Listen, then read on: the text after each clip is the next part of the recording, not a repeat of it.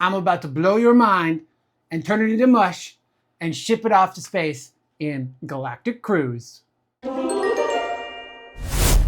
Hi, I'm Board Game James, and I love to show you the common and unique parts of board games that I am currently enjoying, as well as give you a ton of memes on TikTok, Instagram, and YouTube Shorts. So make sure you like and follow for all of that kind of lovely jazz. Designed by the folks over at Kinston Key Games, who helped me with a discount to help bring you this game. I went in for the super deluxe version, which takes up the entire table. This is a table hog. It looks extremely busy, but it is not that busy. And features amazing artwork by Ian O'Toole. In Galactic Cruise, you're trying to put together your own little cruise ship that you're going to fill with passengers and send off into space.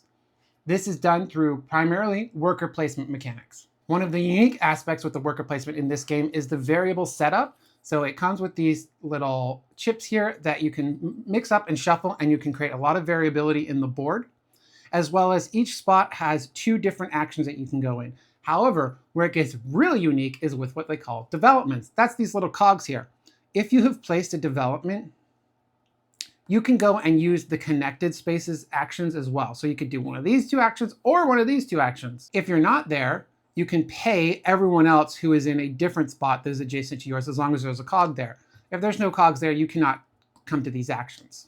All of these actions relate to gathering all the resources you need to launch your ship, building your ship, and expanding your influence across the board so that you can do more actions more quickly, such as with those developments we just mentioned, and technologies here at the top. Technologies here are the common mechanic of bonus actions. So these you can use throughout the game because you have access to them. However, what's unique here is just like the developments in the board, you can also pay to use someone else's technology. Another common mechanic in the game is influence. Now, the influence track here has 2 purposes, which is really cool. First, it's going to tell you how much you need to pay to use other people's cogs. So we talked about using them for going to different actions as well as using them for their technology.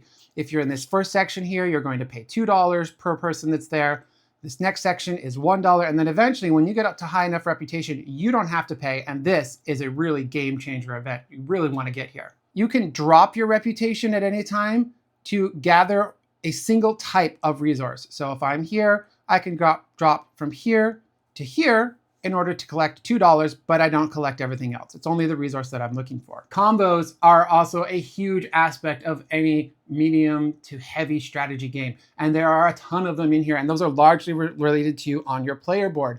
There are these bonus chips that you're going to ship off to space with your actual rockets, and then that's going to activate more bonuses for you to do during the game. Just like the technologies, these give you throughout the game benefits. One of my favorites is this one here, where that reputation track we just talked about, every time you go up on it, you collect the resources that you pass underneath it. Another one of my favorites here is this one, where you can go on your own space again.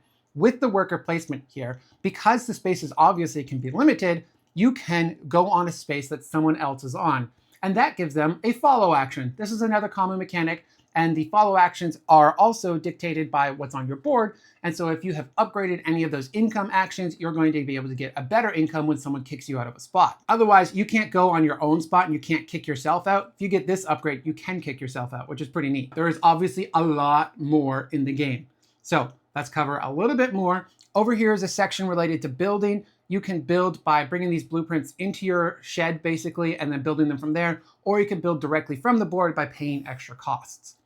This is nothing new. This is just a regular building type of mechanic here. Over here, though, on the other side is the market kind of manipulation board. Market economies in games are pretty common. This one also has market adjustment, which is also common. So anytime you draw a new one of the cruise ship tiles after someone has launched their cruise, you're going to add new people to the market. So there are new customers for you to attract. However, you are also going to take a look at the colors that are on the tile that you have chosen, and you're going to move those people down in cost on the market so that they cost less for you to recruit them into buying your cruise ship. Now that you've actually got your cruise set up, you've managed to get your resources through the resource management, another common mechanic, let's talk about actually launching your ship. This is something that I think is pretty unique throughout the game in its entirety, because it is not an entire 2 different types of processes. Once you've launched your ship, each turn you're going to get a ship turn basically, as well as your worker placement turn. Those are dictated here by assigning one of your workers to the launching of the ship, and you're going to go through all of these steps to launch your ship, and then you're going to throw your person up into the cockpit. That in itself is an entire turn to launch your ship, unless you've got something like this lovely bonus here with your expert workers. Oh, by the way, there's expert workers. So your worker placement, you can upgrade your workers to get even more bonus actions. Another unique mechanic. Launching your ship, like I said, is one full turn of actions. However, on your next turn, you're going to get your ship actions as well as your player actions. Your captain is going to go over each of the spots that are on your cruise and then eventually return to Earth. What's going to happen here are two different things. You're either going to have a day in space or you're going to land on a particular planet. When you land on that planet, this is the primary spot where you're going to get scores. Here's where you want to plan accordingly, where you have the right color of passengers for the right planet that your cruise is going to stop at. By doing so, you're going to be able to score them. So here, if I have blue passengers, I can pay 1 ad per blue passenger. Or if I don't have the passengers that wanted to go to this planet, such as the orange and purple, I can pay 2 ads, and I'm going to get 3 points plus 1, 2, 5 points per passenger that I pay. So this is where I can convert ads, one currency, into points, another currency. On currencies, the only other 2 currencies are money and resources. There is not a ton of currencies that you have to manage, and you don't have to do any type of exchanging of currencies to one thing in order to do that. That's something I don't quite like in Euro games, where I have to manage my resources and then exchange them into another resource and go on from there and there. The other action that will happen is a day in space. This is where you're going to get bonuses for the passengers having a good time on your ship versus having a good time at the destination. If your ship contains a blue passenger and there are spaces that the blue passenger is interested in, such as this robot arena and this pool deck, you're going to score a multiplier of the bonus. So here I have 1 passenger and they have 2 spots that they can go to. That's going to give me 1 times 2 bonuses, so 2 bonuses. The bonuses in themselves are variable each time in the game, and they are located in the top corner. And so our orange passengers are giving us bonus resources, our purple passengers are giving us bonus points, and our blue passengers are giving us bonus money. For the blue passenger I had, I'm going to get $2. Lastly, multi-use cards, another common mechanic. However, these ones have 2 unique aspects to them, which I love. First of all, the actual card itself does give you a lot of benefits, so make sure you read these cards and try and grab them. These are really game-changing cards.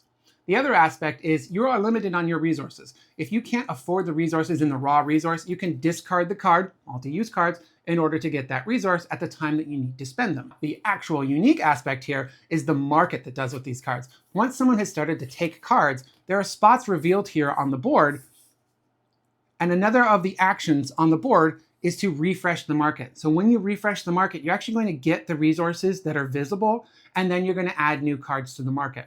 Additionally, at any time, if somebody discarded a really good card, when you go to draw a card, you can actually lose a reputation to take the card off of the top of the discard. The game structure itself is going to continue around and round. First player doesn't change. Everyone's going to have an equal number of turns. And it's dictated by this little mechanic here of a timer, which you can change this to be variable for your player count, or you can change it up to make a shorter game. Every time one of these sections fills up, we're going to go into a scoring phase.